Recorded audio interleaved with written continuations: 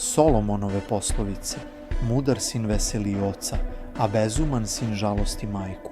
Nepošteno stečeno blago bezvredno je, a pravednost izbavlja od smrti. Gospod ne da pravednici gladuju, a opake sprečava da dobiju što žele. Lenje ruke osiromašuju čoveka, a marljive ruke donose bogatstvo. Mudar je ko leti skuplja useve, ako spava u vreme žetve, navlači sramotu. Blagoslovi krase glavu pravednika, a nasilje prekriva usta opakoga. Sećanje na pravednika biće blagoslov, a istrunuće ime opakoga. Mudri u srcu prihvataju zapovesti, a brbljivi bezumnik propada. Ko živi čestito, živi spokojno, ako pođe krivim putem, bit će otkriven. Ko namiguje, žalost izaziva, a brbljivi bezumnik propada. Usta pravednikova vrelo su života, a nasilje prekriva usta opakoga.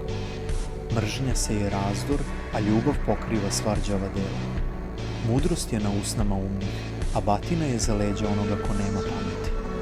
Mudri pohranjuju znanje, a bezumnikova usta blišku propast. Bogatstvo je bogatome utvrđen grad, a siromaštvo propast siromahu.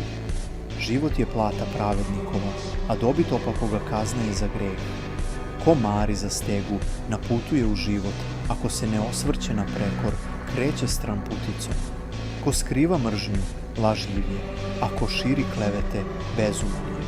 Gde je mnogo reči, tu nije bez greha, ako zauzdava jezik, mudar je. Jezik pravednikov čisto je srebro, a srce opakoga bezvredno.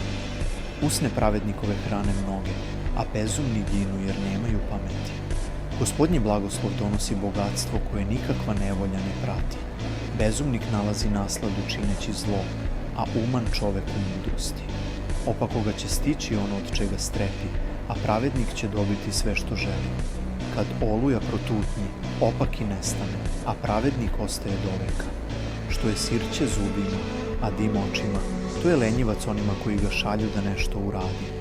Strah od Gospoda dodaje dane životu, a opakima se godine oduzimaju. Čemu se pravednici nadaju, donosi radost, a nada opakih propada.